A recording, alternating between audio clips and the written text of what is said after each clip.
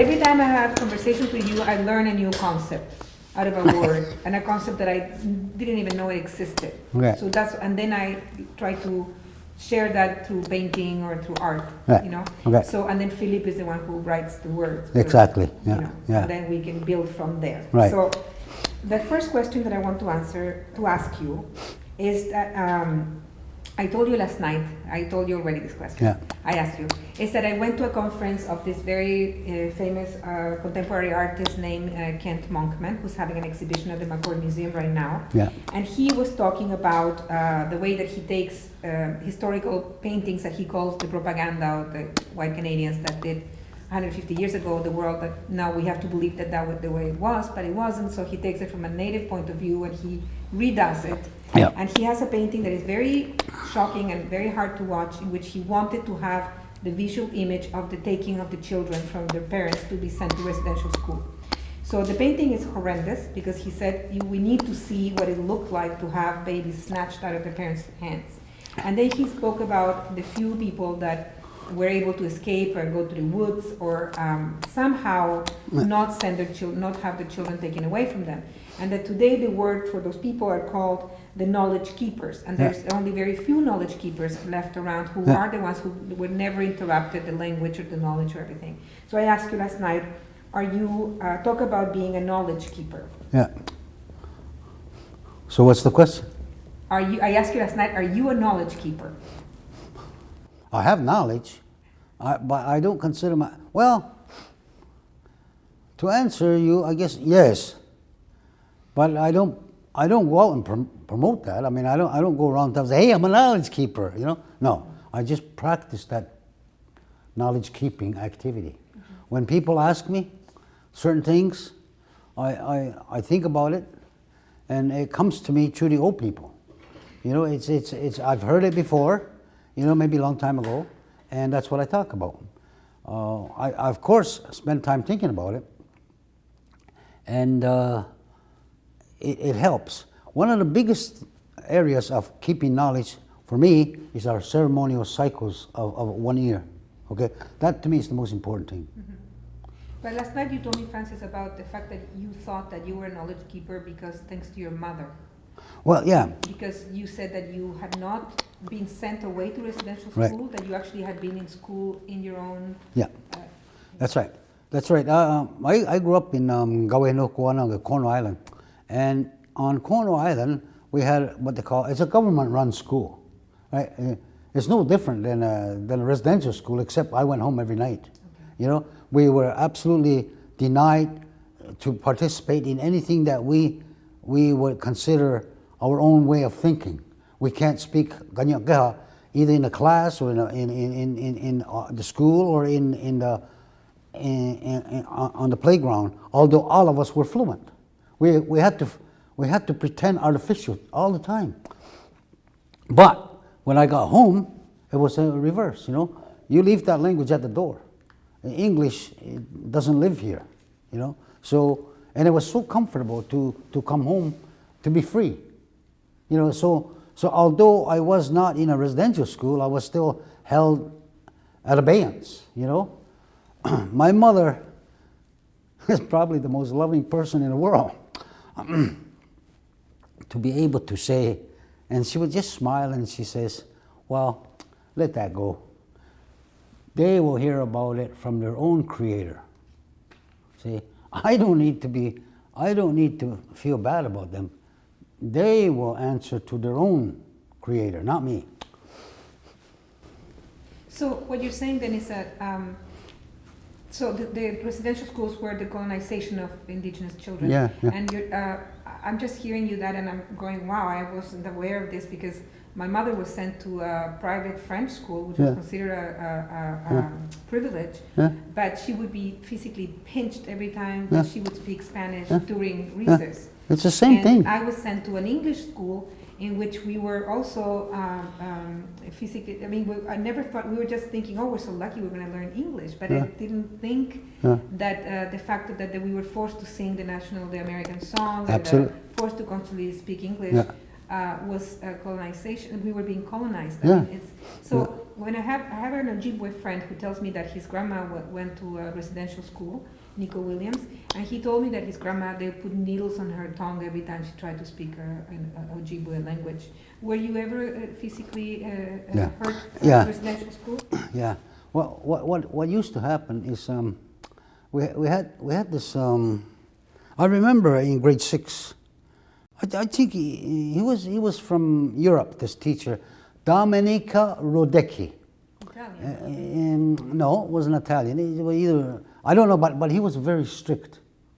You know, and it was a one-room schoolhouse, right? So there were 3 grades in there, 3 different groups of kids, you know. And he would walk up and down the aisle with a long ruler, right? And he's trying to teach us. And one day, he took that ruler and he was gonna hit this Dick Martin. And Dick Martin grabbed that ruler and took it away from him, and he threw it at him, right? Just as a normal, just a defensive normal. The whole group of us jumped to our feet and ran out the door. That's in my mind the most physical act about the deprivation of our language. I mean, there were many, many, many, but that was the most. And we were out of school for 3 days. Nobody wanted to go back to school because we didn't know what kind of punishment we were going to. Once we get back to school, he's going to rule again. You know, what's going to happen? So, I think, I mean, I grew up with people who did go to residential school, okay? And there was always this unknown hurt, this unknown pain that they don't talk about. They won't talk about it, but you could feel it in them. You know what I mean? And it seemed like the only time is when they're drinking alcohol that you'd hear them complain. Normally they wouldn't complain. Under the influence of alcohol, you would hear them say things, you know, related to the time they were away. That's what they call it, the time we were away. They didn't call it residential school. The time we were away. Yeah, they took them. The police took them. And it was the police that came and took them, not social workers. The time we went away. The time we went. The time we were away. We were away. Is there a word in Mohawk for the time we were away? It's an expression. Ye yung kia taha ne. Can you write it, please, in there? Ye yung kia taha ne. Next question. But wait, he has to write it. Ye yung kia taha ne. The time we went away. Yeah. Wow. Yeah. And you told me that, last night you ended up agreeing that you were a knowledge keeper. Well, you convinced me. No, because you said that you did go to Longhouse, Yeah. to the Longhouse, and that your mother was so cool that she just totally let it be and did not. You know, that's a story in my life that has had a large impact. My mother was a Christian. Yes. Roman Catholic, but she was a very devoted and very loving Christian. And there are others who aren't. I know. My grandmother was a strict Christian, right? Mm-hmm. So she demanded things. You know? Yeah. So I grew up in that environment, and when I was about 15 or 16, my father, who was raised in a Christian home also, started going to the Longhouse on his own, you know.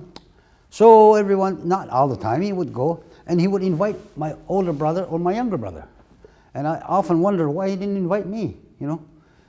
Because they would come back and they were talking about, oh, they did this kind of dancing and they were singing and all this stuff was going on, you know. And I thought, jeepers, I'd like to go there, you know, but I couldn't, you know. So I heard that there was going to be a unity convention in the Longhouse at Akwesasne, which happens to be on American side, you know, so-called American side. So I made a decision. I said, I'm going to go there. I want to see these people. I want to see these beautiful people that he's talking about.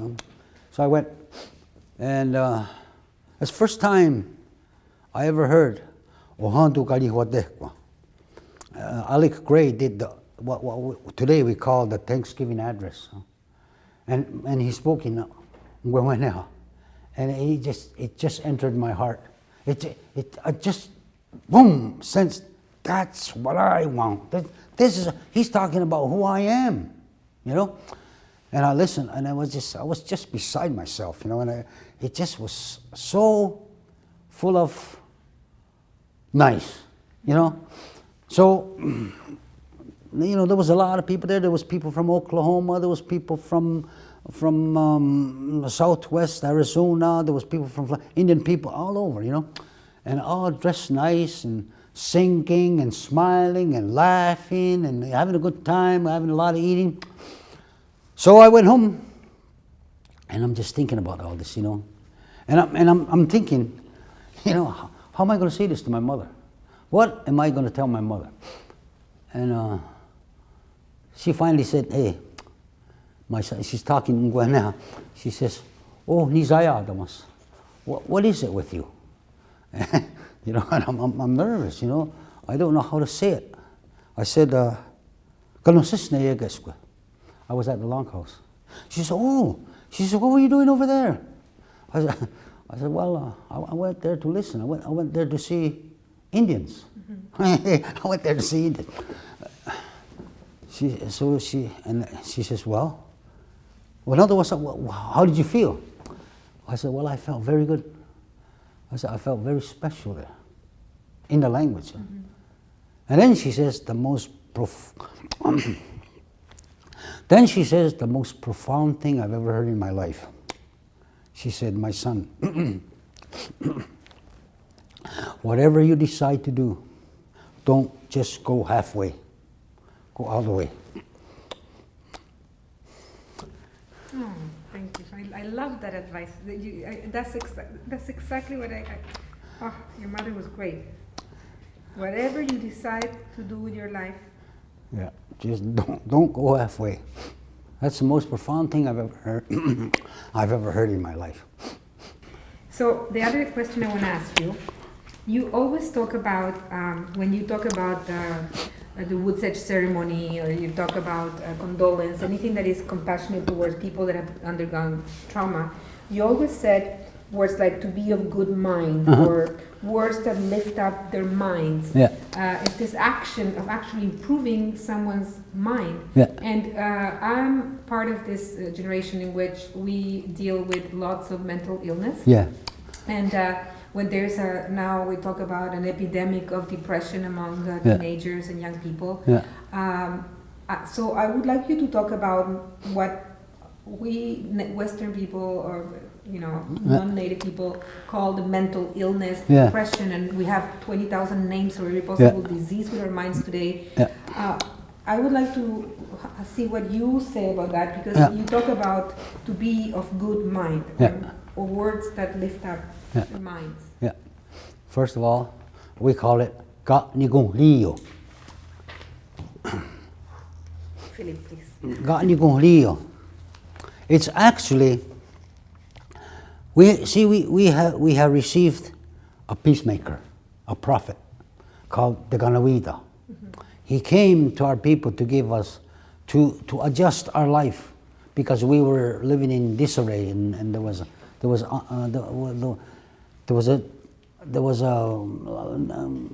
dangerous place to be. Mm-hmm. So the Ganawida came, and he had a message to the world, but he came to Kanyoke people.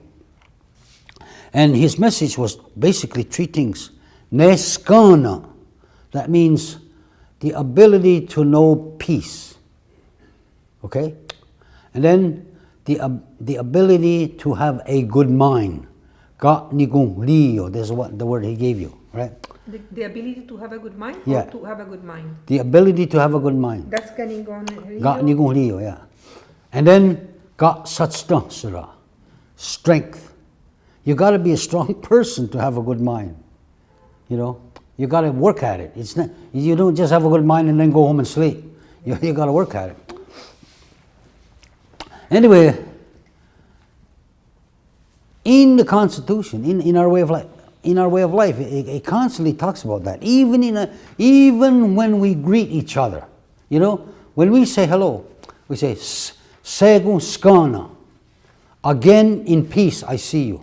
You know, that's a general hello to us. You know, we always use in peace. It's good to see you in peace. Neskana. Everything, and it's not just a lack of conflict. It's the ability to be comfortable in the natural world. Mm-hmm. You know what I mean? It's not just that you're not in conflict with somebody. It's just that you're in a beautiful, allowable place to communicate with the natural. It's peace is with the natural world. Mm-hmm. Okay, it's a secondary peace with the human beings, and it's almost artificial. Mm-hmm.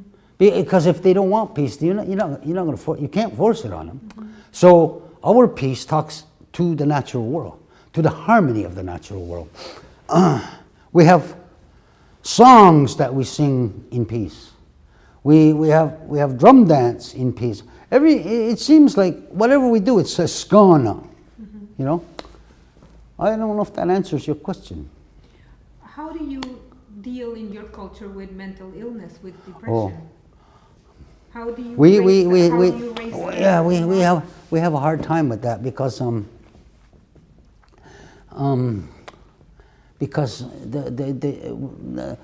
there's an influence in our community with the medical influence of depression and stuff like that, right? Mm-hmm. And there's a lot of it. Mm-hmm. We have a lot of it in our community. So we deal, when we deal with it naturally in our families, we talk about it, we work through it, we address it, we give gifts to one another, we acknowledge it. But when we go to the doctor, he's going to give us pills, mm-hmm. you know. So we take the pills too. But this psychology, you know, it's very interesting. This psychology, I don't know enough about it to really address it, but there's a lot of pain out there. Mm-hmm. There's a lot of pain out there because we don't have enough of the traditional ways. Mm-hmm. The people who used to do that real good are not there anymore. Mm-hmm. You know, and there are people learning. There are people like Reiki. You ever heard of Reiki? Yeah. Well, there's a woman who was doing that, and she just passed away a couple of days ago. Mm. You know, and she's the only person I've ever known to just outright say that. Mm-hmm. So we do have a very difficult time because we're so oppressed. Mm-hmm. You know, who we are is oppressed. Our territory is oppressed. Our freedom is oppressed. The laws of Canada is oppressive to us. It's a struggle. It really, really is. It's almost, you know, I give a lot of credit to our people because they've taken so much. Mm-hmm. And if they basically put it aside and try to continue living in a harmony way, mm-hmm. it's not been easy. Mm-hmm. And I don't know the answer. I don't know what is it we can do more except to go back to our traditional way of life. Mm-hmm. We got to go back to Kailego. We got to go back to the 4 original dances, they call it. We got to go back to those things because there is some comfort, mm-hmm. some nice way. Because what I know about the Philip, did you want to add anything to that? No, not right now. What I wanted to add to that is that neuroscience said that now we know about something called transgenerational trauma, yeah. which means that people, like for example indigenous people, the Jewish people that have yeah. gone through a traumatic yeah. event of a yeah. generational yeah. traumatic event of yeah. genocide, Holocaust, yeah.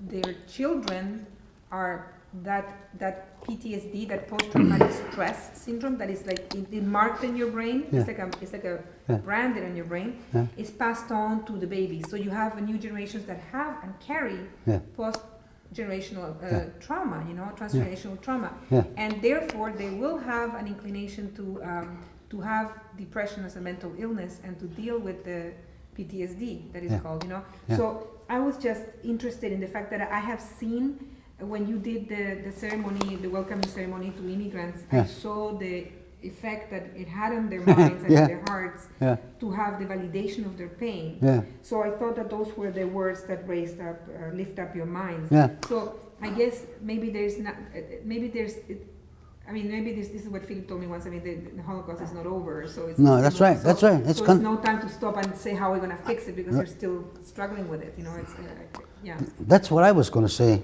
It's still on. It's still on us. You know, it happens all the time. You know, it's amazing thought how stereotyped and the way the Western society looks at us. It's so unreal. They think that we live in a paradise. You know. But it ain't. It's this. They don't treat us like equals. They don't share the beautiful things that they have of kindness and words and guidance. They just always suspect that we're not being honest with them. But this generational trauma, it continues in our community all the time. We have a whole system of government that's set up to do that against us, and our people have bought into it.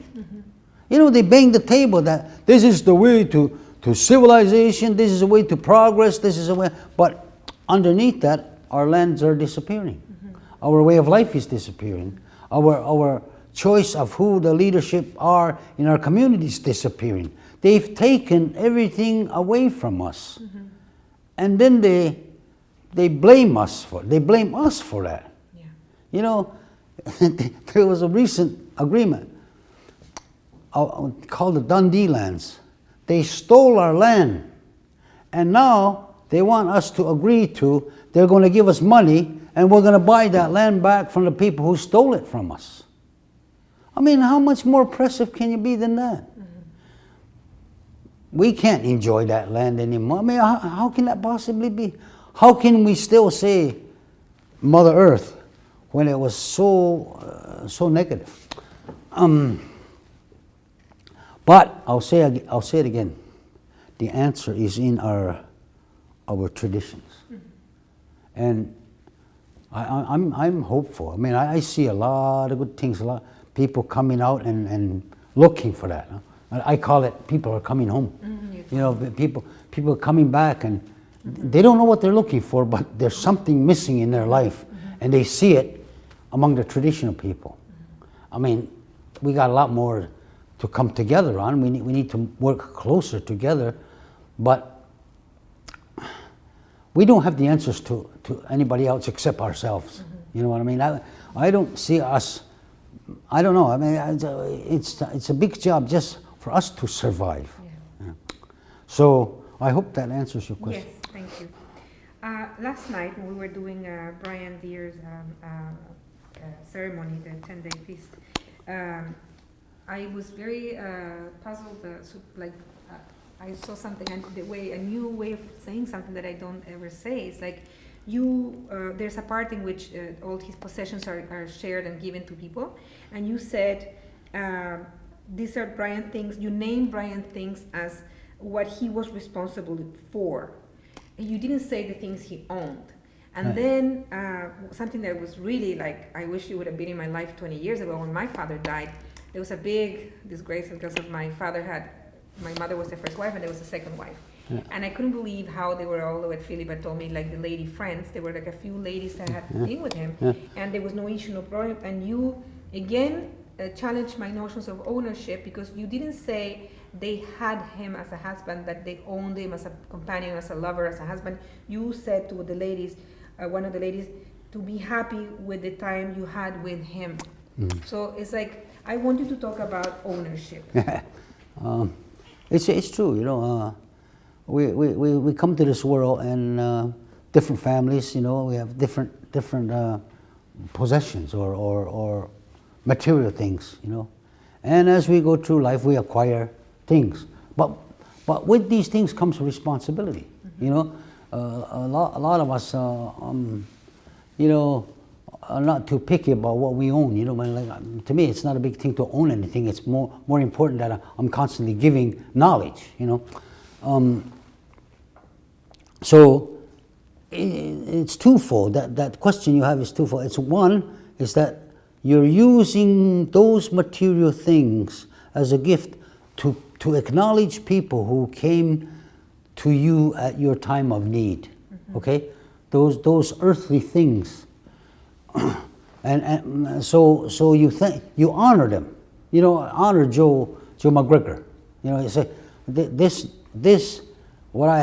what has been prepared for you in a special. It's been prepared for you in a special way. With all due respect, is now going to be your responsibility. This material things is going to now on you, and it's in a way to honor that you decided, you made a decision to come to this family to provide assistance to the best of your knowledge at a time of great need. Mm-hmm. We thank you. The thing about partners, you know, when it was a little bit difficult with Brian, because he was married to her, but they ended it. Mm-hmm. And they were friends, but they weren't together. And it was a big decision. But I thought, for her, not anybody else, that she needs to be recognized. Mm-hmm. And I combed her hair. Yes. To say to her, to acknowledge that she had made a commitment.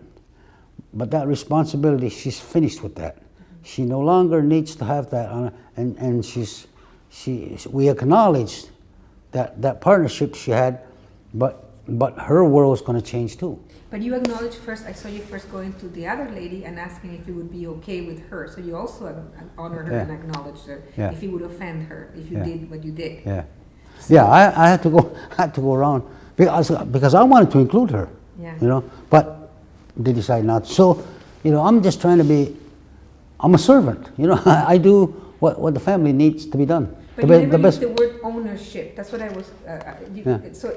So I want to understand the Mohawk understanding of knowledge, because in my world everything is about. Of ownership, because in my world everything is about I own this, you own that. It's all about the people fighting about what they own. Everything is about the owning of something. You own the people, you own the land, you own everything we around us is owned. And I don't ever hear you use the word own. No. To own. No. We have responsibility towards things. It's like go out there and try to own that air out there. It's not yours to own. It's for everybody. It's for the natural world. So, material things. It should make us happy that we collectively share the use of the natural world. Mm-hmm. You know, if we could solve that problem, we would be a much happier people. You know, but I don't know if that's possible. You're absolutely right, and it's true. You know, we get pushed away from things all the time, but we answer that. The things that we are responsible for, to hold on to for the next generation. So, what is the word you just said that you were about to say for Philip to?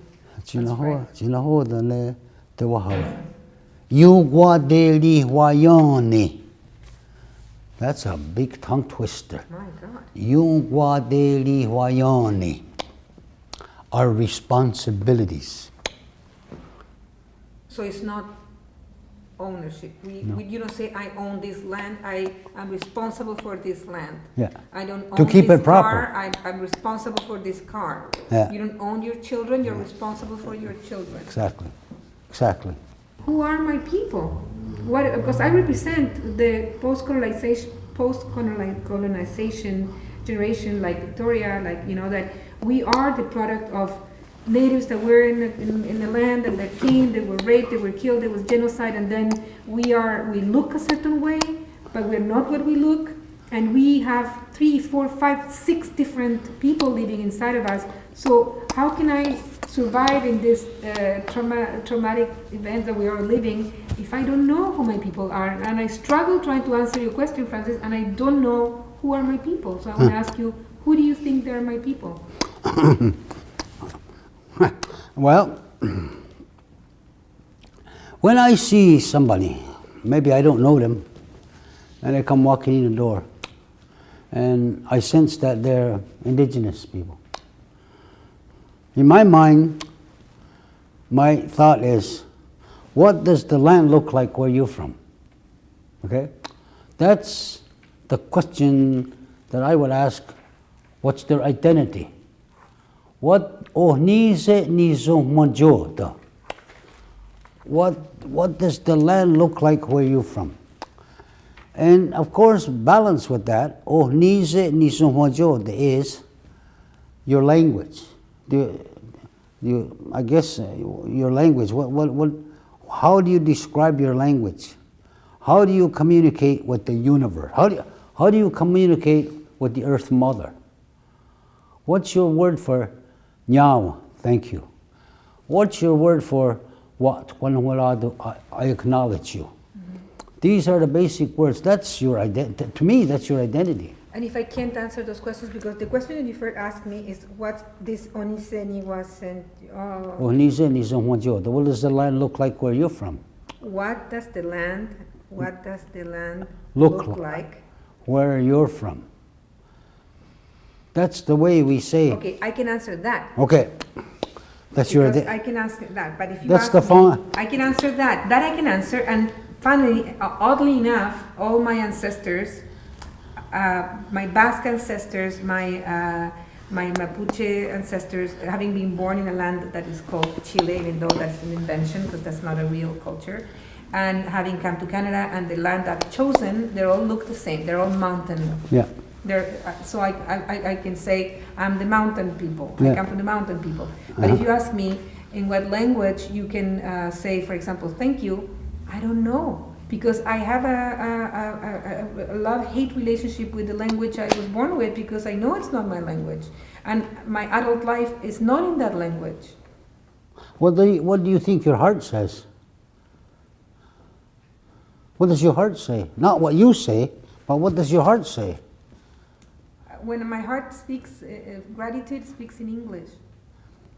But that's because that's Well, what I that's like to just, speak here to communicate with everybody else. With Well, the crazy world we live in. That's the only language I can find that we all understand. Yeah, but it's like a path, you know. It's like it's like when I describe people coming home. You know, a lot of them don't speak the language, but they will learn. They will come to the understanding about how do you say to the universe, I acknowledge you.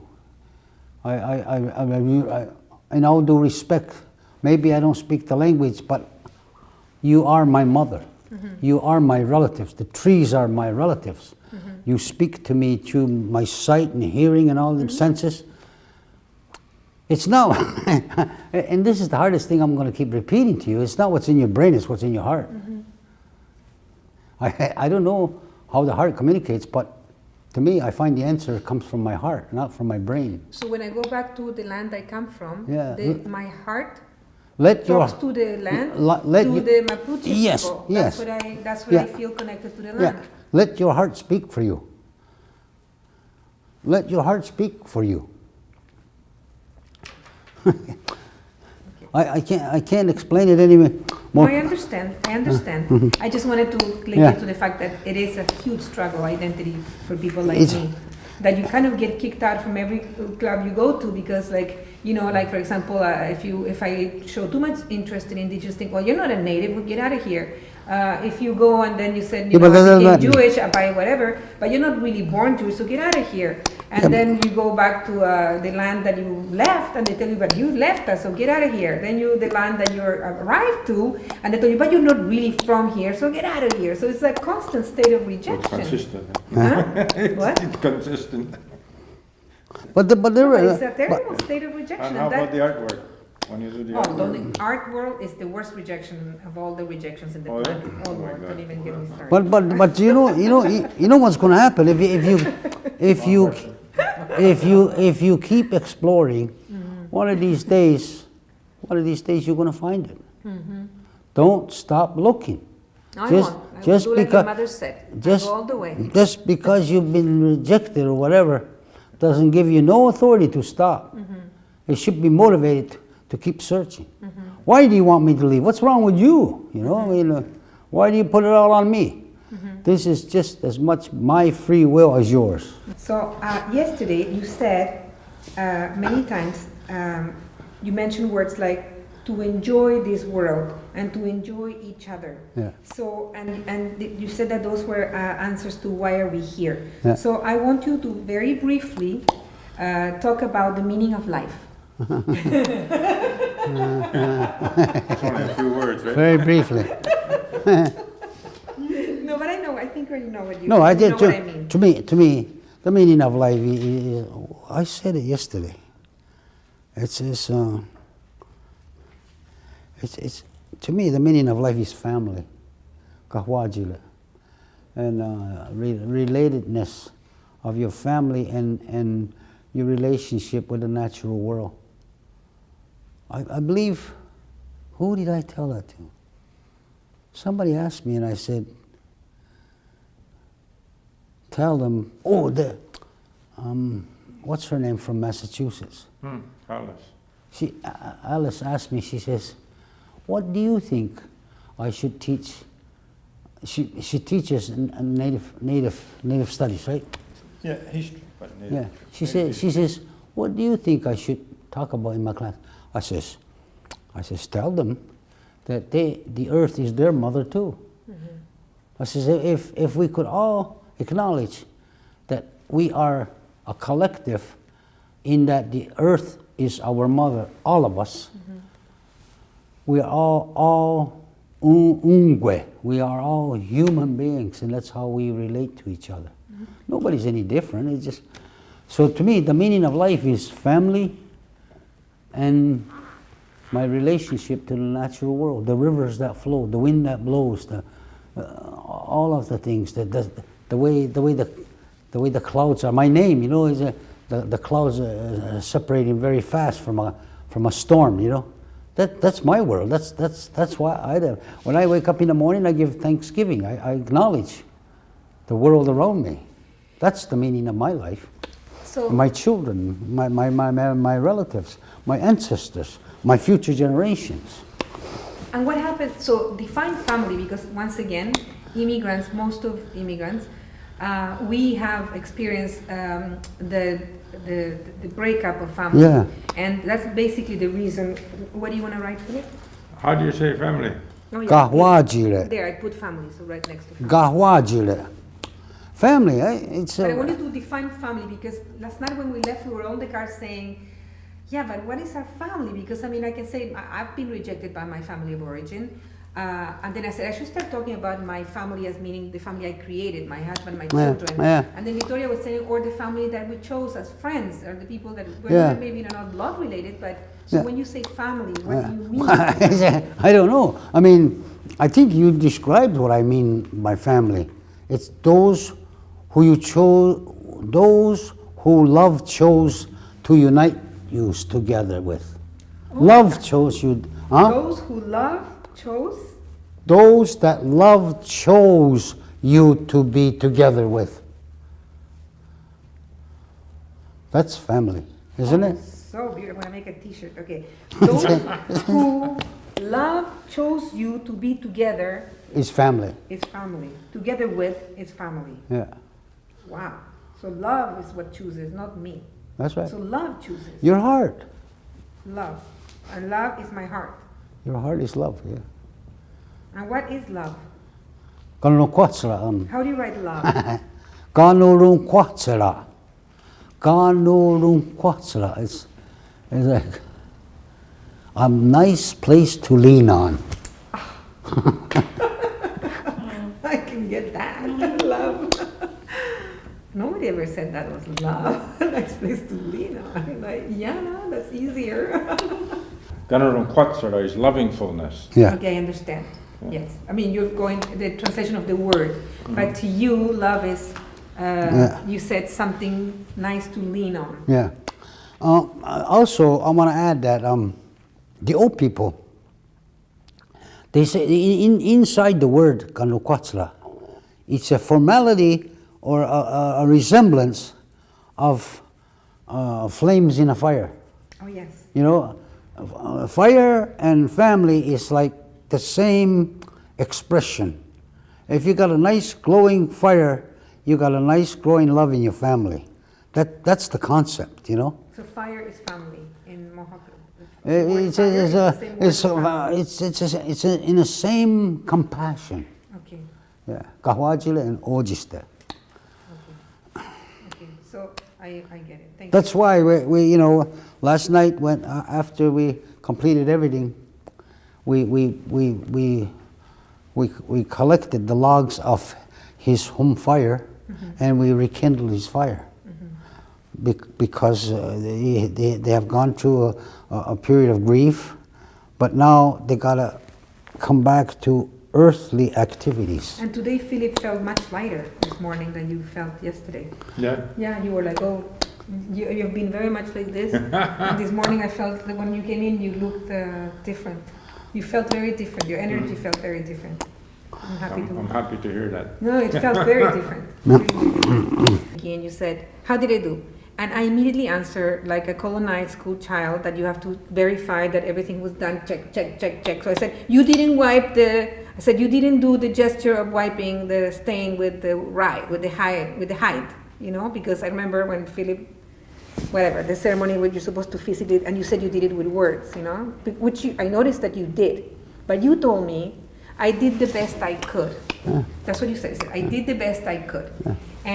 And then you explained to me that you used words instead of the physical height. And it's true, I noticed that you went person per person and you said something kind to each person. I had noticed that already, you know. Yeah. So, but my answer was automatic. But what surprised me was that you said, I did the best I could. Yeah. And you did a lot of times, you never talk about things and owning absolute truth. You always say to be the best to your capacities, the best to your abilities. I did the best I could, but you never mention any signs that you believe, any ownership of how things, like, you know how I come from a world where there's the way it is, that's how it is, it's fixed. I own the truth of how things should be and how things ought to be and how we should, and we always fail because we never get it to the way that it should be. So we're in a constant state of failure. But you always talk about, you never talk about that way, you talk the other way around. It's like when you do the best you can, I did the best I could, it's like you always win. Because it's only measuring way of, it's only measurable to my capacity, not about an external opinion of how I should have done. I guess what I mean by doing the best I can is, see, it comes from the old people. These ways that I hold very valuable and very high, these things that I respect so much, comes from those people. And my struggle or my effort is that, did I remember all of it? Did I cover all of it? Did I leave anything out? Certainly never did I leave out anything intentionally. But maybe I accidentally left things out. Matter of fact, I did. So it has nothing to do with the ceremony itself. It's like my ancestors are watching, okay? And they're giving me energy, I think. You know, I'm not sure, but I feel strong that I can keep going because I remember what they said, okay? So that's what I meant by that. I did the very best I can to remember the way it goes, you know? It's not like anything physical or anything mental. It's the sense of the spirit of my ancestors.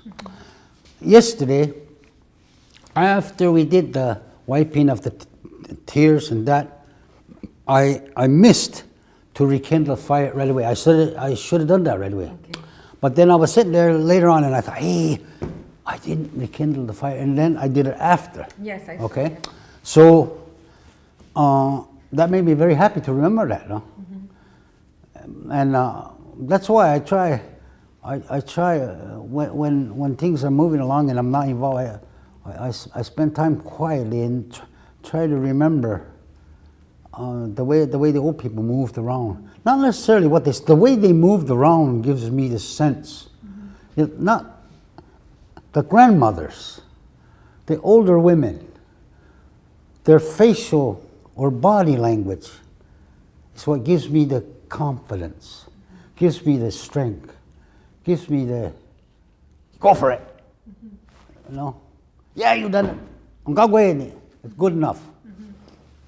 I don't know if that explains everything. Good enough, how do you say that word? Is that good enough?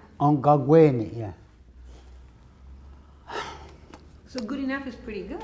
It's good enough. I like good enough. I hate it. Yeah, there's no perfection. There's no perfection, you know. And to the best of my sense, I think I included everything. So that's good enough. I like it. Yeah.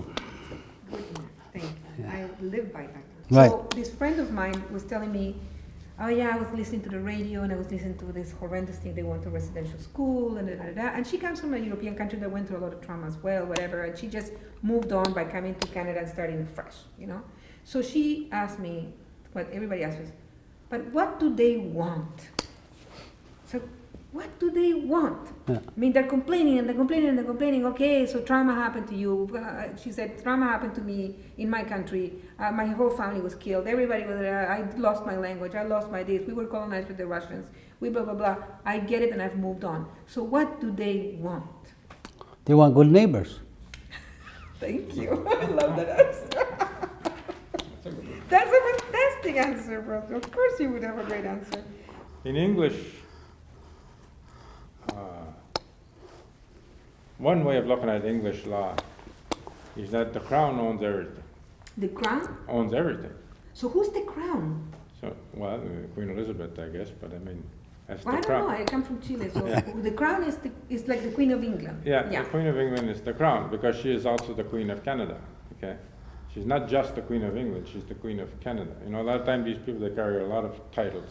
Okay, so Canada is basically a little state of the Queen of England. Yeah. A little farm she has in the northern Yeah. of the world.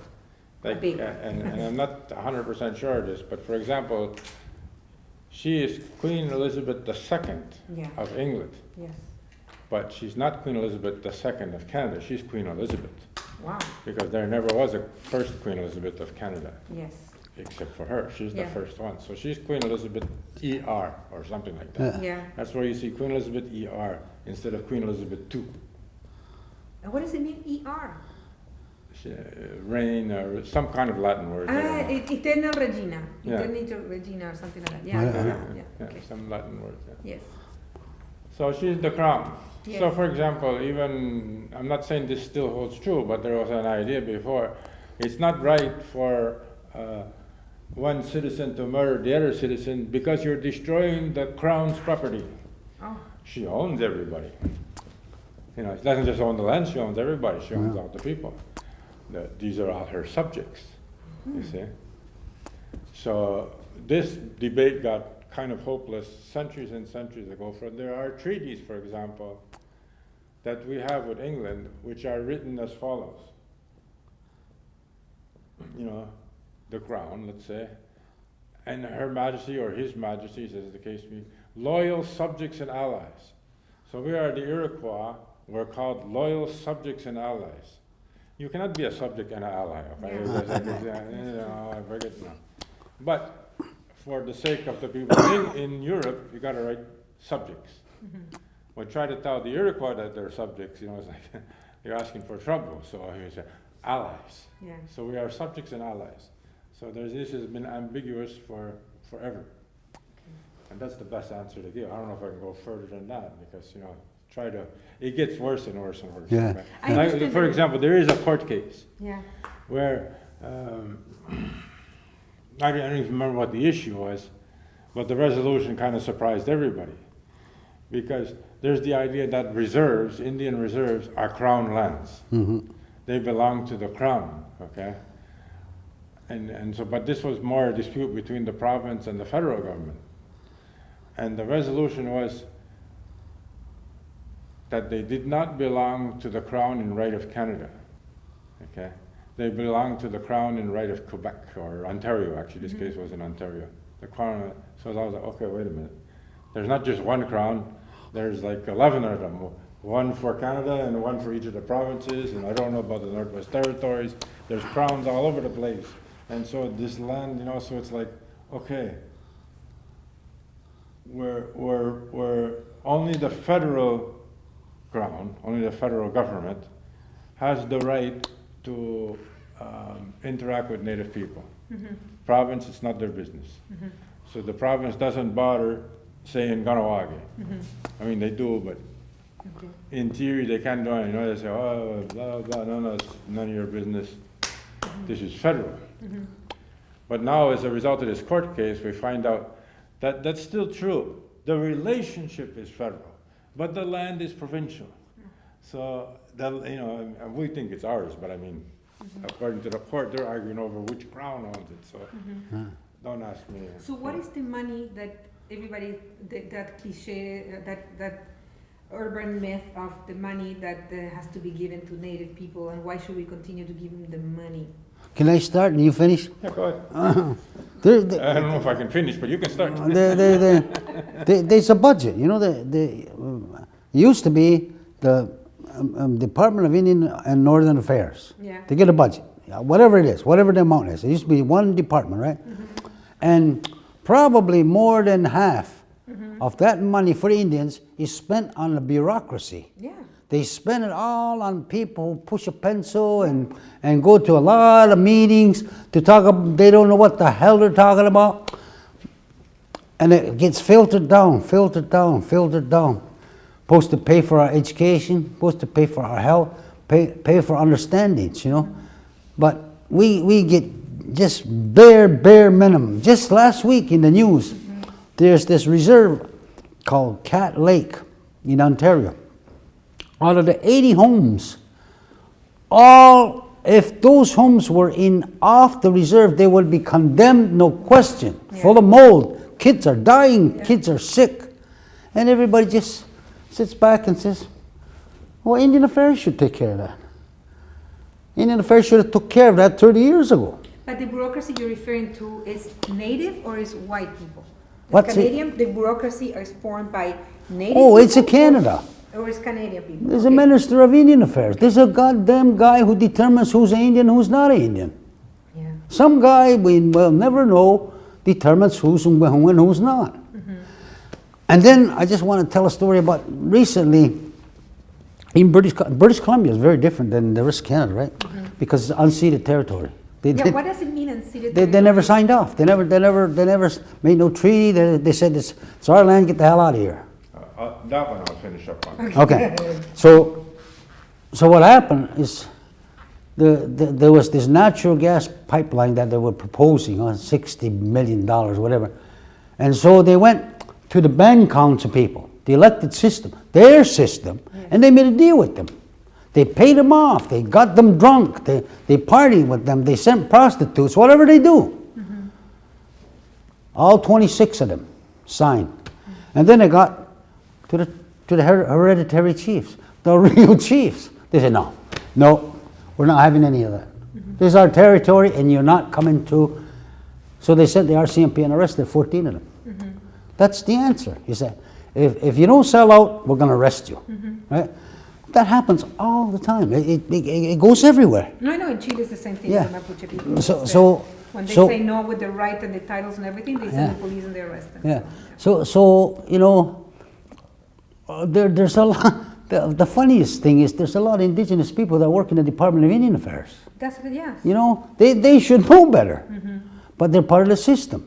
You know, even if they know better, they can't change it to benefit Indian people because their minister won't allow it. And they forgot their identity. Well, just they're powerless. They're just pencil pushers. Yeah, but you're not powerless. You can get up and leave. No, if that was true, Yeah, if that was true, we'd be living a different life. We would have more bananas in our porridge if that was true. Anyway, Yeah. So the thing about the land and all this is confusion, okay? you gotta understand that this is actually Canada, okay? In the sense that it's not New France, it's not New England, or it's not whatever, British North America. It is still kind of British North America. I mean, it's like, but it's Canada, okay? And Canada is not old. It's fairly young, okay? Yes. Like 1867 is what they call the British North America Act, and that's where you kind of can say, okay, now there's Canada. And even then it's being born. But so then Canada starts making treaties with Native people. They didn't make treaties with us. We have no treaties with Canada because Canada is too new. All the agreements we have are older than Canada. Yes. Same thing for British Columbia. Yes. Okay, they don't have any treaties with Canada either. It's only the places that's in between, which is Ontario, Manitoba, Saskatchewan, and the other one, Alberta. Yeah. Those 4 provinces, they're the ones that have treaties with Canada. And so they're the ones that don't have any rights, kind of, okay? That is to say, they're missing a lot of rights because they got these really bad treaties with Canada, okay? So everybody else has unceded territory. Yes, pretty much. Okay, thank Yeah. you. Got it. Pretty So much, unceded yeah. territory means that they never made treaties. No, they may have made They made treaties, treaties. but They they may or didn't- may not have made treaties. In British Columbia, there are no treaties. Okay. That's what they're saying. Yeah. And so, for British Columbia point of view, we own all this land because there's no treaties with the Indians. Okay. The Indians have nothing. Yeah. The flip side of that is, well, if there's no treaties with the Indians, then the Indians still own it. You know, so it's Yeah. like, that's all your point of view. British Columbia wants to say we own everything. The Indians are nothing. But that changed in 1990. Okay, so we had the Oka crisis. All of a sudden, British Columbia turned around and said, "Okay, yeah, we're ready to talk to the Indians," because they didn't want the same thing to happen to them. Quebec, you've been divided into 2 or 3 pieces. The Cree, okay, who didn't have treaties, and then when Barassa went there to build dams, all of a sudden you say, "Oh, wait a minute," the court sided with the Cree to a certain extent, saying, "Wait a minute, we're not sure what rights the Cree have, but they have some." So you can't just go in there and build all the dams you want without, and totally disregard citizens. But in Ontario, because they have those treaties, they can do that. And so Ontario goes in there, they don't care about the Indians, and they just roll right over them, and that's why they're so poor. That's why all the poverty stories come out of Ontario. That's the worst place. Yeah. And that's up north. Now, in the south might be different. Yeah. Okay. So Iroquois country might be different, or Ojibwe country might be different, but Cree country, well, Yeah. Ojibwe is up north too. The ones way up north, they're in a bad situation. So everything's different. And yeah, you can get into details and details and I details. think you know. we're going to have to have another session Yeah. for a conversation about that because I Yeah. think people really need to understand. Yeah. There's a lot of confusion and I know that we're not going to take more of Yeah, time. but I'll do Yes. one more piece. Yes. On those scrap treaties in the middle, with Ontario and this and that, there is one clause in there that a lot of people hangs on to. Yeah. Well, a few of them actually. One of them is called the Medicine Chest Treaty. Somebody in there has the thing where the government promises to provide a medicine chest. And that somehow has expanded to the idea that National Health and Welfare is responsible to pay not only for the ones in the middle, but everybody all the way across. So Yes. I'll get free whatever Medicare, but now you have Medicare, so everybody has free. Yeah.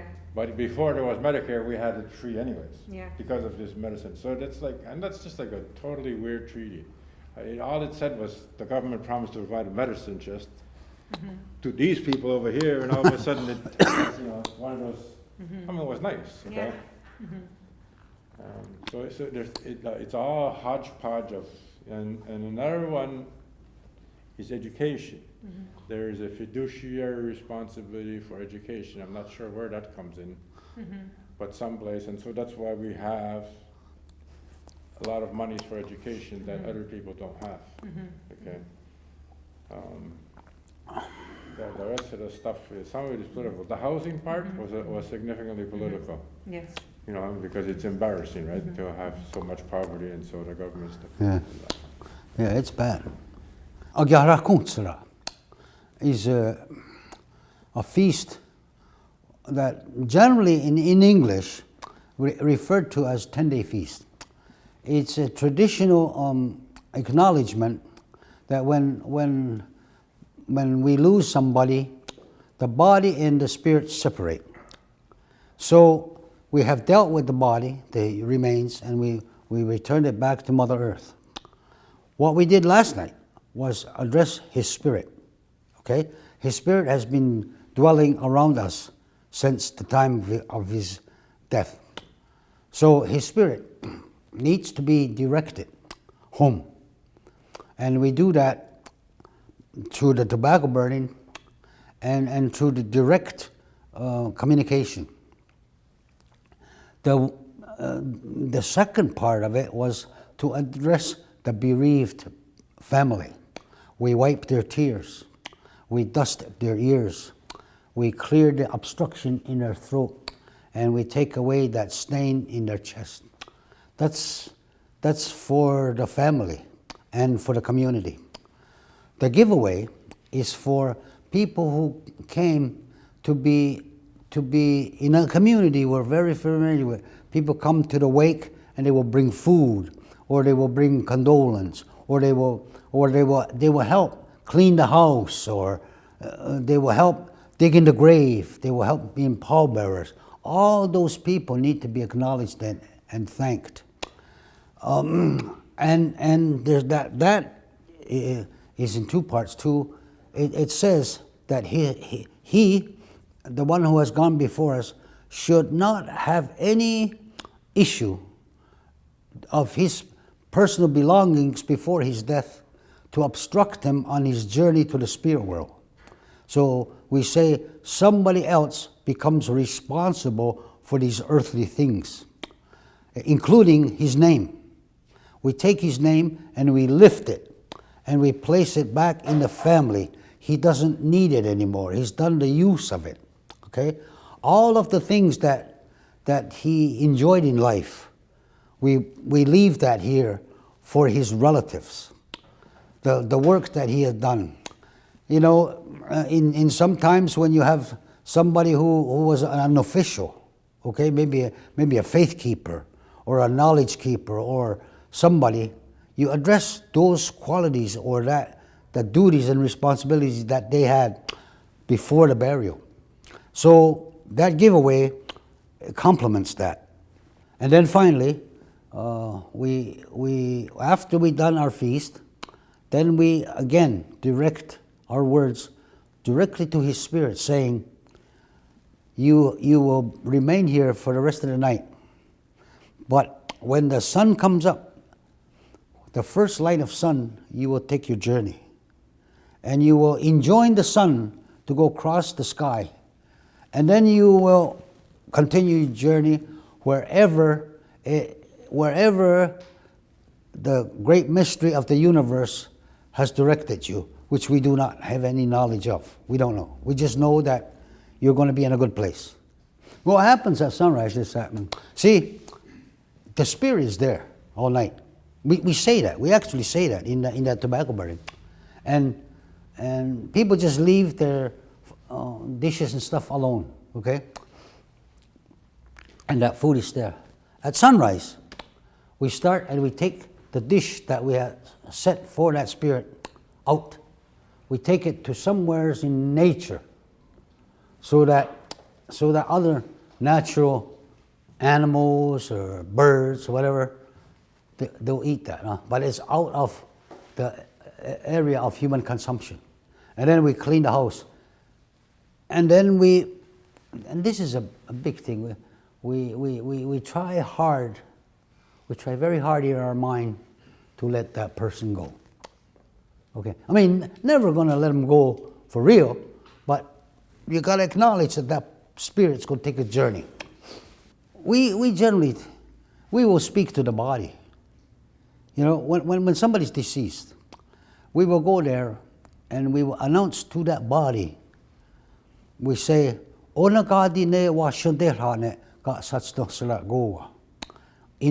death, we acknowledge that body and that spirit has come into the knowledge of the universal powers of the universe.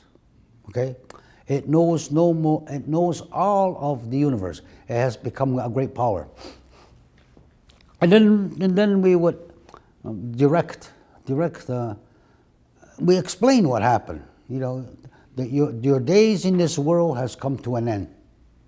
Because we understand that each and every one of us has only certain days that we are visitors in this world, right? Each and every one of us is going to go through this. So we say, you have walked your walk in this world, and that has expired.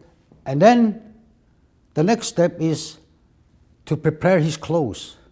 It's very important.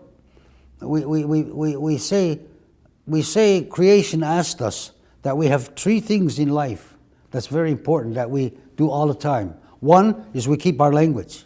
Second is we keep our identity in the manifestation of our clothing. Something we wear special clothing so we are identified as Ungwahungwe. And the third thing is we each have a song. Everybody has a song they sing for their own personal joy, their own personal health, their own everybody has a song, either they know it or not. So that part's done. And then at the wake, there's a whole big, long recital, and it talks about, Sundawe this spirit, we say spirit, and it works for creation, and it has a stick on its shoulder. It's a female. It has a stick on its shoulder, and it's always wandering around looking where it will hit your fire. Boom, your family fire, meaning that somebody's going to pass away. Okay, Sundawe Goa comes and he visits that family when somebody passes. We talk about that. We talk about how our clan and how our family is deprived of this person. We were so familiar with what that person involved in our family, what he did. He brought joy and all those things. There's a whole long speech we call at the wake, first night, okay? And it talks about a lot of other things. And then there's a midnight ceremony that we do. It's called Tohung Soda Swate. They make the night bright. It's new to us, only maybe 20 years. And we got it from the Tudelu people. And it's a game that men and women will play. They will come at 11:30 midnight. They will come and they will sit in benches, and they will sing. They will sing, and the other side there's two rows. There's 3 socks, or 3 work gloves, or 3 rubber boots, whichever one they choose, and a marble. The side of the house that's not singing will hide a marble in one of those socks. And there's all kinds of, they keep score with small sticks like toothpicks. Huh? That's how they keep score. And it's a guessing thing. And they keep score. And it gets very exciting, and they do that all night. Okay? But like I say, it's relatively new. It's only, but they do that now. The other thing people do, and it's recent, when somebody passes, they make a fire outside. You know, don't go through 7, 8 cords of wood. You know, it never used to be like that. And personally, I think, what a waste of wood. I mean like, you know, you honor, but I think it comes from maybe our brothers and sisters up north, you know, where everything's frozen. Maybe they make that fire so that they could dig the grave. Yeah. I don't know, but it doesn't matter the faith. Many people will just light a fire, and young men will keep that fire going day and night for 4 days and 4 nights. The second night of the wake, usually it's 2 nights, right? There's another long, and the other thing I need to mention is that in these wakes, there's always a meal, a light lunch or light meal served after the oration. Is that the right English word? Anyway, they serve food, okay? The second night, it's a little bit more detailed. The second night, we include the story of creation, how life began for us. Where we came from. It explains the whole thing about Sky Woman and the back of a turtle and all, the whole story about how creation, and about Sawiskara and Atiahrontkhonhsera, and about how everything in the natural world was created. That story is, that teachings is presented. Also, also presented, I thought you were going to ask me small questions. Anyway, the second part is explain about people have tears in their eyes. It's natural, sa'uyera. People have dust of death laying in their ears. It's natural, sa'uyera. We just acknowledge, we just tell them that's the way we see them. Okay, we just tell them, we see that you have tears in your eyes. We see that you are uncomfortable because you're bereaved. You know, you're hurting. So we say that, you know, and we say to them, we will address these things in a while, in a little bit. We don't address it right now. We will say that. On the day of the actual funeral, to bury that person is another long speech in Ganosisne, in the Longhouse. Now, mostly in the Longhouse. What has happened in Aguzasne, there's a lot of people who were raised in a different faith, but have come home to our way of life. So what happens in these families, it gets split into generations. The older people want to have a Christian mass, a burial. The young people will say, well, we want Ganushuni Unwe. We want the Longhouse way of life traditions to bury our loved one. And it becomes very complicated. Once you understand it, it's very, very sensitive diplomatic interaction. You know, we got to be very careful not to offend anybody. We don't want to offend anybody, but when we're asked, we have to respond. So that's what happens a lot of times. It becomes a duality. It becomes a lot of work. As people who sit in 4 or 5 hours. You know, but so in the Longhouse, I find it to be a very uplifting speech. You address the chiefs. You say, you who are leaders of your family, this person that lays before you with no days left in it, you were familiar with this person. You have seen him around. You had exchanged greetings with this person in great peace. And you had seen him come and join you in your ceremonies. And you had seen him come and join you in your meetings. Well, my chiefs, that what you have known is going to cease. It will be no more. Do not expect this person to come to the door bringing you assistance and help. Your world is going to change. Do not expect. So you go to the chiefs, the clan mothers, the faith keepers, the general public, relatives, distant cousins, close cousins, in-laws, immediate family, grandchildren. You go through the whole generation and you tell them the same thing, that this person that you have been familiar with, your world is going to change. Your world is not going to be the same after this. And we ask you that you acknowledge this, that what you're looking at is the natural way. There's nothing we can do to change it. It's beyond our ability to change it. It's the natural way. It's a rather long speech. And then what they would do in Ganosisne, Longhouse, is they would say, okay, now we're going to take our journey to the cemetery. We tell you, chiefs, Rutianesu, Kalisnosera, you will come and you will view this body one last time. And in that instance, the Ganosisne, the people enter by the eastern door. It's the men's door, but everybody comes in that door. It's a big thing with us. What door? What door do you use? so everybody comes in the men, and then they walk and they leave to the west door, the woman door, and they wait outside until all the people have come and viewed the body, and then the body's taken to the, you know, a hearse or whatever, and then we go to the cemetery, okay?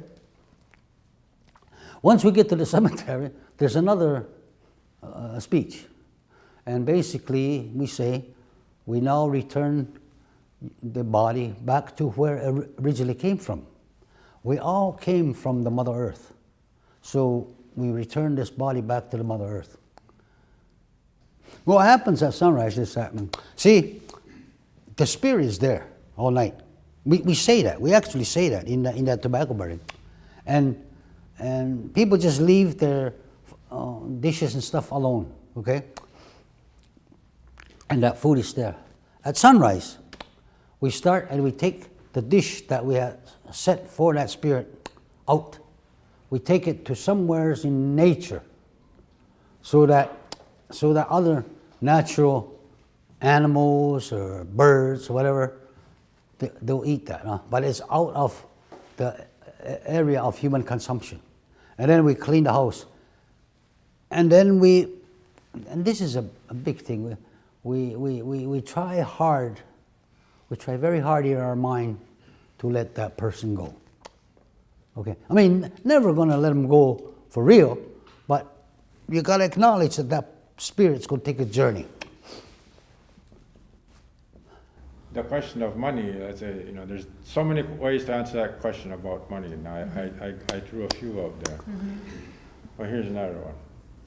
Really, they were choking, Canada was really choking native country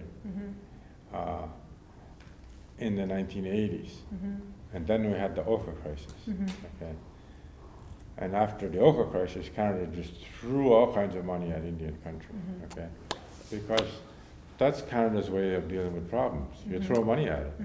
So because of the ochre crisis, you know, it got to the point where I had non-native people, friends who were saying, the only money the government has, like, because that's what they live on. They get money from the government, wondering, what's the program, what's the, you know, that's what they do. That's the way they live, you know, understand. All the money is in Indian country, you know. My short answer to the question that all these people have, you know, why are they giving money to the Indians? Because that's the way Canada solves problems, okay?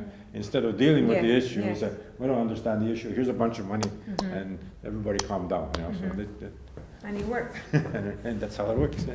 So we all calm down for a while, you know, because it's hard to be jumping up and down and yelling when you're buried with money, you know.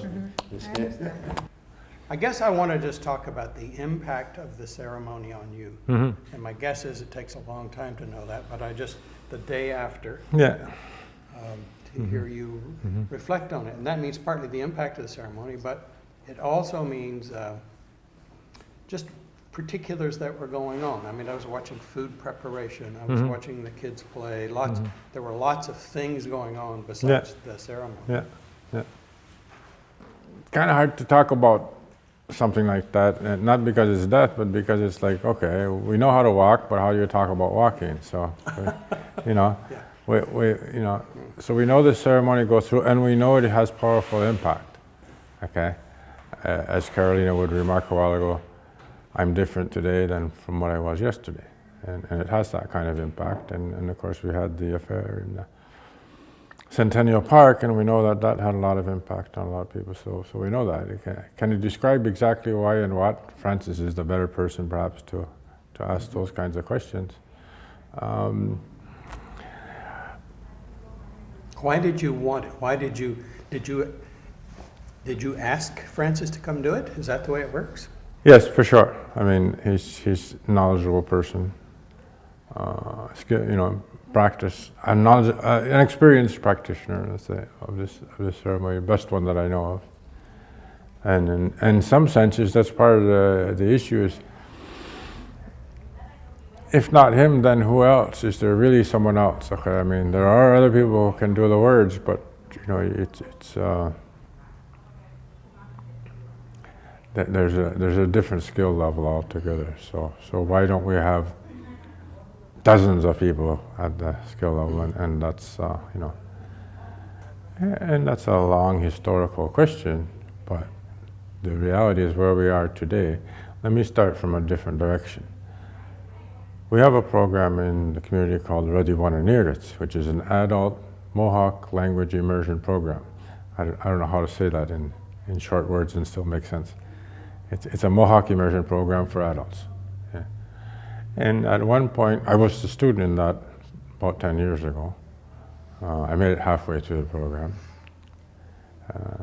But near the beginning, there's this question that teachers have a habit of asking. It's just, what do you expect from this program? What are you looking for? You know, and you might encounter that question in a university course. You know, why are you registered for this class? You know, and many of my classmates, their answer was quite clear: so that we can do the ceremonies. Okay. And that's about as far as that goes, because well, how do you teach the ceremonies if you don't really know them yourself, number one? Number two, even if you knew them, but you have training in teacher education or as a teacher, well, where's their curriculum for that? You know, all the language curriculums don't usually talk about doing the ceremonies. They're talking about, and we see that over and over again, household things, you know, the most common things. Okay, so if we were in grade school, it's streets and roads, more streets and roads, you know, on and on and on. But at adult courses, you know, it might involve cooking. That would be a little bit higher level when you get to cooking, but, you know. But typically not the ceremonies. Well, nobody ever goes to ceremonies, you know. And as Wait, did you just say nobody goes to ceremonies? Is that what you said? Well, nobody does. I mean, but that I know of, okay. To this day, I don't know who's teaching ceremonies. I mean, there has been, okay, but not in my community. There's right. Sometimes people will gather at one of the communities in the States. People might gather to learn certain ceremonies.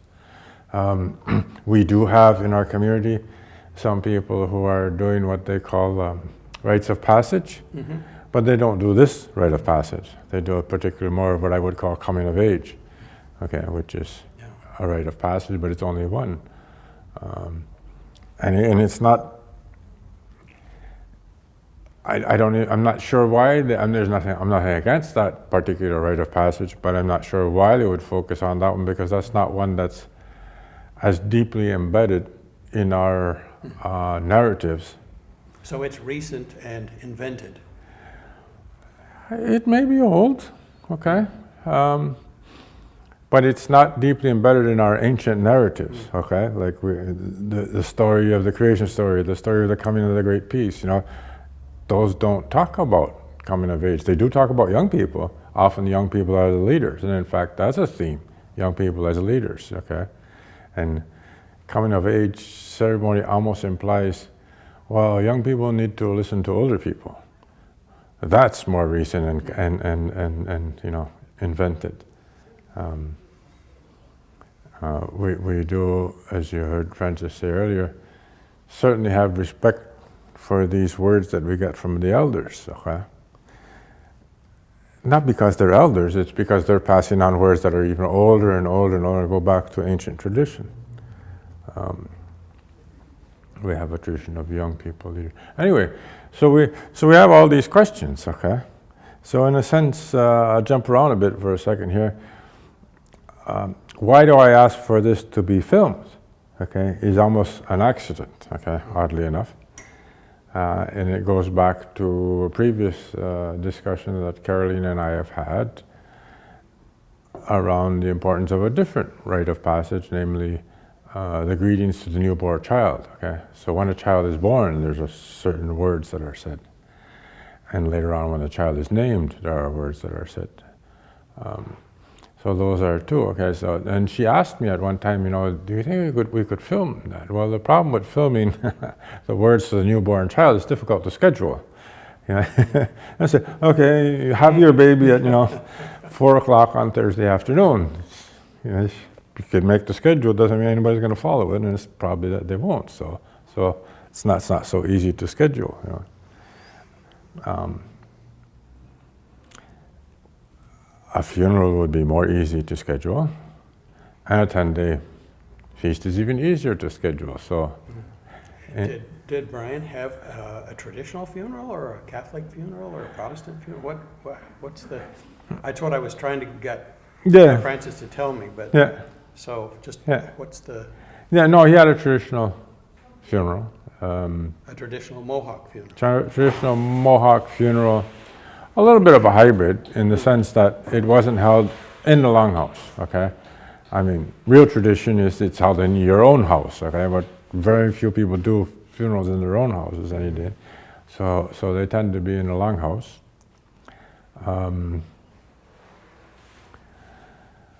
You know, but that can And be. who conducted that? So, who conducted that funeral?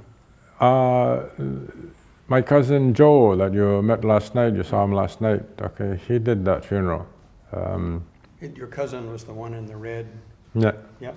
He was the one that The gave, last one, right. that gave the that spoke to Francis, because Right, you know, right. because Francis, the awkward position of speaking to himself. Okay, so like, Yes. and so So he conducted that funeral. he conducted that funeral, and one of the reasons he was there yesterday was also, you know, it gives him the opportunity to pick up more of tradition, because he's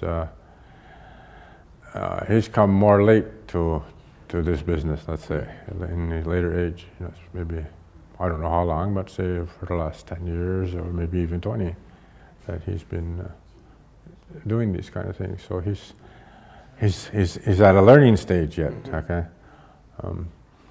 But Francis, as you may know, it wasn't really available for my brother's funeral because he had a death in his own family. So anyway, so this was an opportunity to film a rite of passage, although it wasn't the one that we were really focused on, you know. So in that sense, when Carolina asked me the question, why did I want this film? My answer is that, well, it's a work in progress, okay? It's like, okay, we filmed it, now what do we do? And some ideas immediately come in, because the other young fellow, the other person there that, I don't know how much he spoke the language on camera. He was certainly speaking Mohawk after the cameras were off, okay, and he was engaged in a discussion with the... I heard him. I didn't know who he was, but I heard him. I heard a Mohawk discussion going on. So he's actually one of the instructors now. He wasn't my instructor when I was in the Ruddy one in here that's adult immersion program, but he was actually in the program after I was, and he is now an instructor in the program.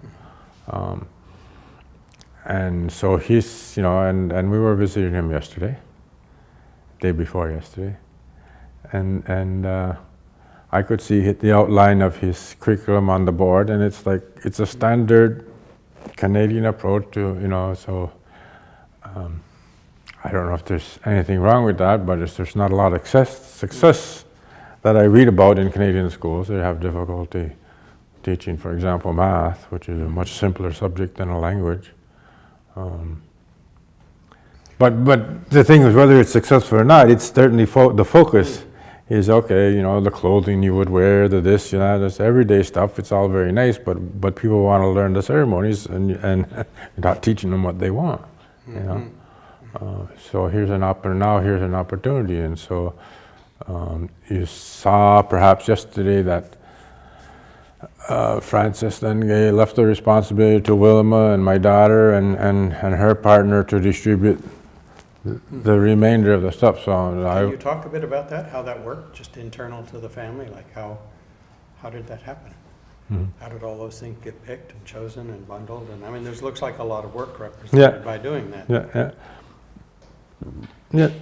Most of that was done by Wilma and several other family members, like, and they got and spent a whole day, and how they're going to divide. And so you're trying to remember everybody that helped, okay? I mean, certain ones in particular always stand out, or, you know, almost come first, almost have a priority. Let's say the people who did the words at the different stages of you know, the funeral and the dressing of the body and all, you know, the people who dressed the body, the people who were the pallbearers, the people who cooked or prepared food for during the wake and stuff like that, and and then after that, while you're trying to remember all the family members, then the people who actually came and gave words of encouragement or offered help in some different ways, that did one thing or another, and just, and frankly, anybody who would show up, Yeah, okay, exactly. is not to be excluded, so, but the ones that they're planning for, that they did all that work for, that's, like I say, in order, there's certain ones you gotta make sure you take care of first, and then others, and who else, and whatever, and it's like, and who did we forget, and so you always some extra there because somebody's going to be forgotten. Somebody's going to be forgotten someplace, yes. Someplace, and There was a bit of a conflict between Francis, who I think he wanted to get it done before the sun went down. Yeah. And Wilma, who said, no, we have to do this. Yeah. So what was going on there? I mean, was he actually trying to get it done before the sun went down? Is that what was going on? And she was saying, no, this has to be done. Yeah. It's normal to do that before the sun goes down. I mean, so it would you be need, not traditional to keep on going. Yeah, that's right. So, and that speaks to now you're going deep into you're venturing deep into Iroquois spirituality. Let's put it that way, which involves the idea that there are two forces that are involved in either, choose your expression, how the world functions, or the creation of this world, if you like, okay, that two forces created the world, that would, in the creation story. And the reason I'm saying you're going deep is because in the written versions of the creation story, the two forces are identified as good and evil. Okay, so a right-handed twin who is good and a left-handed twin who is evil. However, one of our leaders, Tom Porter, spoke at Loyola College, which is just down the road here, now known as Concordia University. You've been there, but that was the old Loyola College when he spoke there. And he was quite clear that these two individuals, okay, or two forces, are not to be interpreted as good and evil. Just two different ways of thinking, okay? And Francis here has summed it up at one point as we have basically two spiritualities. There's a daytime spirituality and a nighttime spirituality. And so many of our ceremonies are guided by whether they should take place during the day or during the night. And some take place day and night. The one that was done yesterday takes place also in the night. I mean, it's because it didn't end until this morning. right. But but the certain portion of it should be done during the daytime. And that's a normal shuffling around. Of course, It's like, it's always, yes. yeah. Yeah. So there was nothing. That was pretty No, normal. I admire the way difficulties are negotiated. I mean, you see them, little ones, always constantly. Yeah. Usually they're shuffled to the back room. So I like the way that it's handled up front. Like the question that Caroline was raising about the multiple mates of Brian, or the multiple whatever, how that got negotiated. It didn't simply get pushed out into a closet. Yeah. So it gets dealt with. So I thought the same thing was probably going on with the light and the dark, but I wasn't quite sure. So And I mean, if we ask Francis, he may also have had in his mind a consciousness of the camera and that maybe things shouldn't be too long. no, I didn't ask him that. He didn't say that, but that's a possibility. Or just reading that maybe nothing to do with the camera at all. Maybe just reading the room. yeah, like people just get tired. Yeah. It may have been, and that's normal with. Sure. the- Yeah, because you got to gauge how long people will stay awake and functioning. Yeah. And there's children, they might have different attention spans or not, it all depends. Yeah, so that's that. So anyway, what I suggest to Wilma this morning was that in distributing the remainder of the, I don't know if gifts is the right word. Did we use the word gifts? Or? Maybe, Yeah, I yeah. think so, but. I can't but- recall. Anyway, the you know, the packages, you know, is not to just distribute them, but to do it with the words that would have been done had those people been present, you know. Huh? And So if, that means you have to know the words as you distribute them out then. yeah, and the words are very flexible, so, you know, but what it really means is you need to be able to speak Mohawk, because otherwise you're left with doing it in English, which is, you can do it in English, I mean, you have no other choice, but since we have this idea that people want to learn the ceremonies, Yes. and there are people in a class taking the ceremonies, and the teacher was sitting right there, you know, and I think it's the first time that he's actually heard these words or seen, you know, in, at least in live performance, you know. We might have heard about them otherwise, you know, because he's not necessarily a person that's a traditionalist, but, you know, but certainly his grandmother was a language activist, so.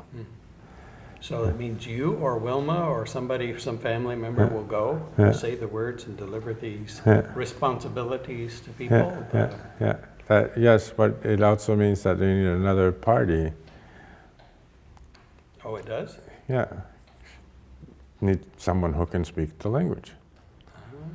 Because, okay, so the words are not short enough then. Could you and Wilma do it, or you would need Yes. someone else to do it? Yes, that's another approach that's possible. I mean, I didn't really get a chance to talk this fully with, because just as I laid this out in front of her, somebody else said, let's all go eat breakfast. And also, at least because there's no rush to do the distribution.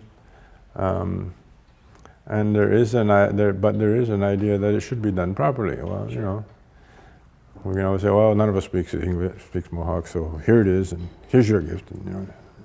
So it would But be, I mean, really, we should be thanking the people for what they did, whatever it is. would it be appropriate to include the names of the people who came at the end of the film, or would that not be appropriate? There was some discussion before you arrived there about if people felt good about being in the frame. Yeah, Some of them objected. yeah. I talked to him, I hope. So I think the same rules would apply. Maybe Some might. some don't mind, some would. You know what I mean? Mhm. I don't have a problem, but some might. Yeah, so it would It's be. not an easy answer to a No, well, I difficult- know, I mean, it's probably the true answer, but people will be scattered. And even if I sent them all an email, they might not have email. So I guess the answer is to leave the names out. Yeah. Just, if you include one or two, like if somebody was really interested, who's that individual in that picture? They If could Philip's ask me. name is in there, they could get ahold of him and Of he could course. tell them who. Of If somebody's interested, you know. Mhm. Can you just put in family and friends were in attendance? Like a generic? Yeah, but then how do you do that? I mean, one of the things I want both of you to do is when I get a draft of it, is to run it by you. So you, or maybe Wilma seemed to know who all the people were who said no. The problem is there were so many that I'm not sure whether I've got a no person in there or not. Yeah. And my guess is some people changed their minds as it went on and went, oh, I think so too. they probably are, these people are probably okay. So, but I don't know that, you see. So I'm having to guess as to Yeah. who to. So I talked to a couple who said, no, not me and not her. Yeah. And I said, what about your son? Oh, son is fine. So at some point I shot his shirt and so on, and I said, what if his face is in it? And they said, yeah, no problem. So I said, okay, I'll try to keep you out of it, but I have to remember who you are, you know, so it gets difficult to try to be. To properly answer your question, I have a question. Who do you believe your audience is? Well, I think my first audience is you two, and the group that was there, that's who the first audience is. But if this does what you want it to do, the larger audience will be other Mohawks, other people, other native people, other non-native people who go, let's look at this. So I think the audience will, grow, but I don't know. I mean, you know, it's, Philip and I've talked about the statistics about who watches the videos and stuff. So I'd say the first people I want to please are the two of you and Carolina and the people who were there. So I would say first audience, second audience, but the audience, if you're going to put it up where people can see it, then it's the public. If you put a caption under that, this is in honor of our late brother. You and Wilma, name on there, that's all, in my opinion. Yeah. If people want, I mean, why would you put people's name in there? This is not a motion picture, this is an honoring. Okay? Yes. In my opinion, that's my opinion. So if somebody's sitting in Hiroshima and wanted to know who's that person in that picture, they could get a hold of Philip and he would answer that question. The decision would be up to him if he wants to. It's not a decision we should be making. It's a decision that Philip and Wilma should be making, in my opinion. But should they be making it for the other people who were there? Yeah. They should? Of course, it was their home, and it was their brother, and it was their healthy, and their house. But if some of those people say, I talked to Wilma about this, and about video, and she said, oh, I'm fine, and other people are fine, and she said, but there's 2 or 3 who aren't, and so she started to name them. I said, you better help me figure out who they are. Yeah. So, Well, the other question is, what's the etiquette?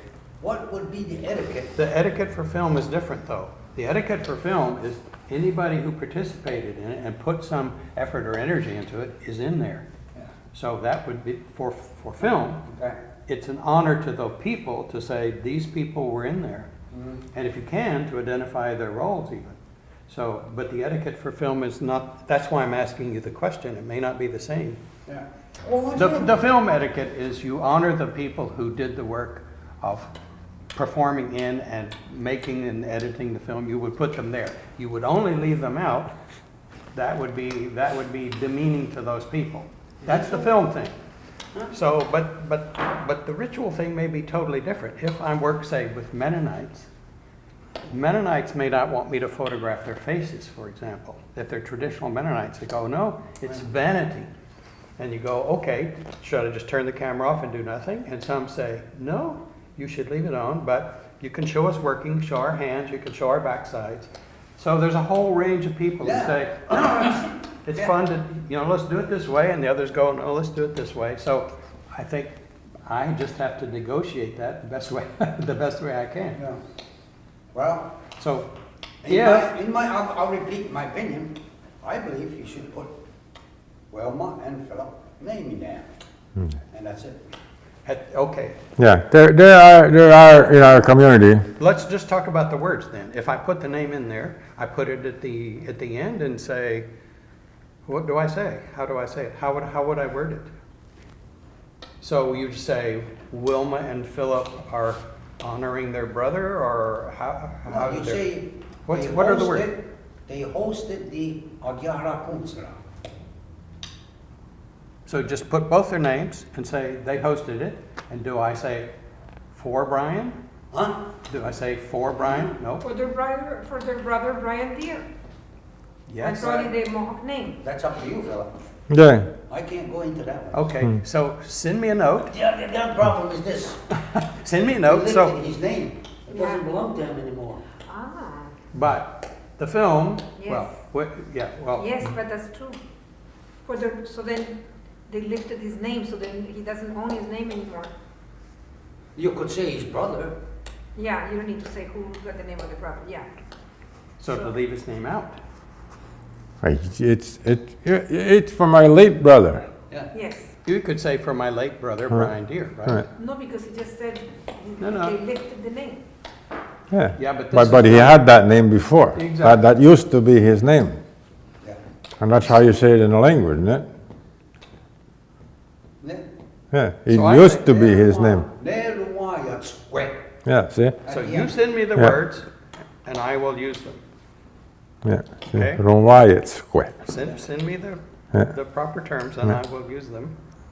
Because if you don't, I will do it wrong.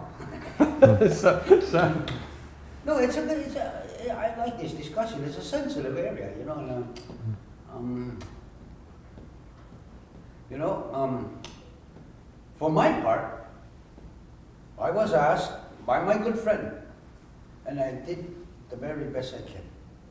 And so to me, it would be on him to acknowledge it in the way that he wants to do it. But it has got nothing to, I don't have anything to say on that matter. Yeah. no, but for example, your name should be in there. No. Should his name be in there or no? Not if he doesn't want, I guess. I mean, what can I say? I would, but if he doesn't want, Why then would it's your not. name- Why would your name not be in there? Because in the other condolence ceremonies, your name is in there. Did you? Of course, Of course. of course your name is in there. I would have felt it dishonorable if I had left your name out. So, but if you say to us, leave my name out, fine, we'll leave it out. But someday, somebody's going No. Now you're putting words in my mouth. Okay. I said, I leave it up to Philip, my friend. Oh, okay. So if Philip says your name goes there, your name goes there. If he says, yes, put it in, because I responded to his request. Yes, I got it. No, Gotcha. I'm just the It's best funny. I can do. I like talking about Mohawk for a second. It's funny, okay? Because if you ask me in English, what was my brother's name, I could say Brian Deere, okay? But I can't do that in Mohawk. That's right. Because if you ask me what was my brother's name, I have to say Brian Deere, Roonwayats, and if I stop there, I'll get jumped on. Yeah. Because that would be saying that is his name. Yeah. Yes. See, I have to say Roonwayats. Yeah. It used to be his name. Once was- And I have to say one or the other. I can't just say Brian Deere. You're not, it's like money, okay? You say, how much is this? You just can't say it's 100. Doesn't mean anything. You gotta say it's $100, okay? In a language, it's very specific.